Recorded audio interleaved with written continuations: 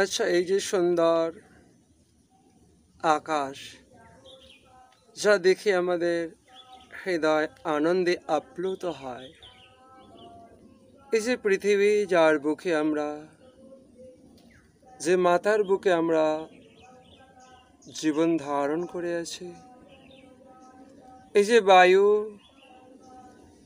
যা আমাদেরকে নিত্য আনন্দ বর্ষণ করছে, যা ছাড়া আমরা জীবিত হতে পারি না। আচ্ছা, এই তিনটির কি কোনো ধর্ম আছে, কোনো জাতভেদ আছে?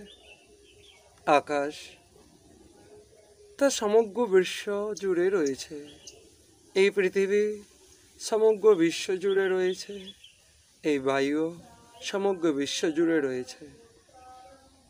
আমরা আমাদের সংকীর্ণ মনস্কতাবশত এক একটা নির্দিষ্ট জায়গার নাম দিচ্ছি, এক একটা দেশ আমরা সীমা তৈরি করছি, আমরা আকাশেরও সীমা নির্মাণ করছি এক একটা দেশের নামে। এটি আমাদের আকাশ, এটি এই দেশের আকাশ। এই ভূখণ্ড, এই পৃথিবীকেও আমরা এক একটা দেশের নামে, ততটুকু আমাদের দেশ, আমাদের মাটি। এই বোধ আমাদের খুব সচেতন, খুব সুদৃঢ়। কিন্তু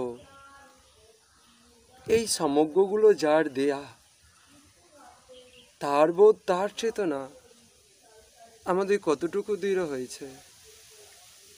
আমরা সংকীর্ণ মনস্কতা বুদ্ধি নিয়ে এই আকাশ, মাটি এবং বায়ুর ভেদাভেদ করছি। বাস্তবিক আমরা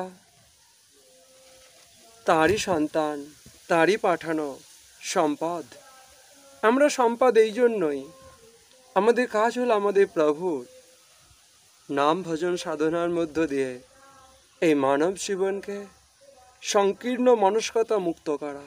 উচ্চ নীচ জাত ভেদ যে সমস্ত সংকীর্ণ মনস্কতা মানবতার মধ্যে প্রাচীর সৃষ্টি করে, মানবতাকে খণ্ডিত করে, সেই সমস্ত সংকীর্ণ মনস্কতা কদাপি শোভনীয় নয় সনাতন সংস্কৃতিতে। সনাতন তো শিক্ষা দিয়েছে, শিনুয়ন্ত বিশ্বে অমৃতস্য পুত্রা। এই সমগ্র বিশ্বে আমরা সবাই অমৃতের পুত্র।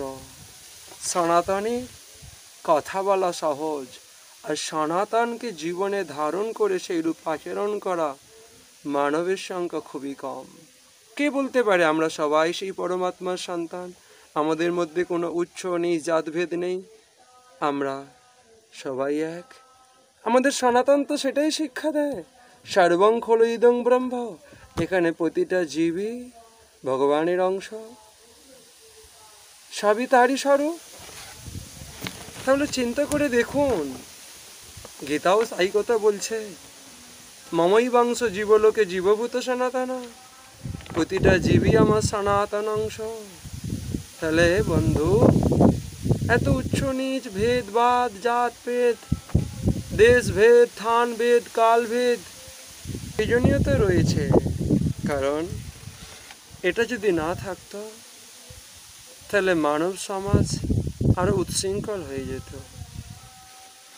কারণ একটি বৃহৎ বস্তুকে রক্ষা করার জন্য তাকে কতকগুলো ভাগে, মনের দ্বারা কল্পিত ভাগে ভাগ করে বৃহৎ বস্তুকে রক্ষা করার চেষ্টা করতে হবে। কারণ একার দ্বারা তা কদাপি সম্ভব নয়। এক সূর্য সমগ্র বিশ্বকে আলোকিত করতে পারে, এক পরমাত্মা সেই রূপ সমগ্র বিশ্বকে আলোকিত করেছে। কিন্তু আমরা তো পরমাত্মা নই, আমরা তো সমগ্র মানব সমাজকে সুশৃঙ্খল করতে কোনো একটা ব্যক্তির পক্ষে সম্ভব নয়। তাই নির্দিষ্ট কিছু স্থান কাল পাত্রের ভেদের মধ্য দিয়ে সেই জাতির শ্রেষ্ঠ মহাপুরুষগণ যা কিছু আচরণ করে, সেটাই সেই সম্প্রদায়ের অন্য মানবের আচরণ করা উচিত। এটি তো গীতার শ্রেষ্ঠ শিক্ষা। যদ যদাচরতি শ্রেষ্ঠ তদ দেবোতর জনঃ সযৎ প্রমাণং কুরুতে লোকস্তদনুবর্ততে। কোনো সম্প্রদায়ের শ্রেষ্ঠ ব্যক্তি যা আচরণ করে, সেই সম্প্রদায়ের অন্যান্য মানবগণ তাহা আচরণ করিবে।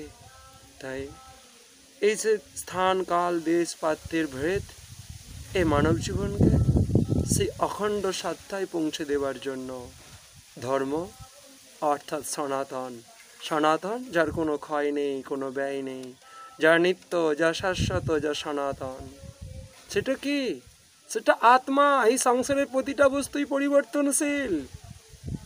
এই কতকগুলো আচার নিয়ম রীতি ইহা সনাতন নয়। সনাতন হচ্ছে আত্মবোধ। একমাত্র সনাতন বস্তু হচ্ছে আত্মা। সনাতন শব্দের অর্থ আছে যা অব্যয়, যা নিত্য। সেটা কি? একমাত্র আত্মা ছাড়া বাকি সব বস্তুই পরিবর্তনশীল, প্রতিটা বস্তুই বিনাশশীল। আত্মার কোনো বিনাশ নাই, আত্মার জন্ম নাই, আত্মার মৃত্যু নাই। তাই আত্মাই একমাত্র সনাতন। সেই আত্মার বোধই একমাত্র সনাতনের প্রকৃত ধর্মবোধ। সে আত্মবোধ যার হয়ে যায়, সেই তো বলতে পারে যে ইয়াত্রা বিশ্বং ভ্রবত্যে গণিরম। এই সমগ্র সংসার একটা পাখির বাসা, সমগ্র সংসারটা একটা বাসা। আমরা সবাই সেই বাসার মধ্যে বসবাসকারী, পরস্পর পরস্পরে ভাতা ভগিনী পিতা মাতা এই পবিত্র সম্পর্কগুলোকে রক্ষা করে সনাতনের মাহাত্ম্যকে অক্ষুণ্ণ রাখার চেষ্টা করব।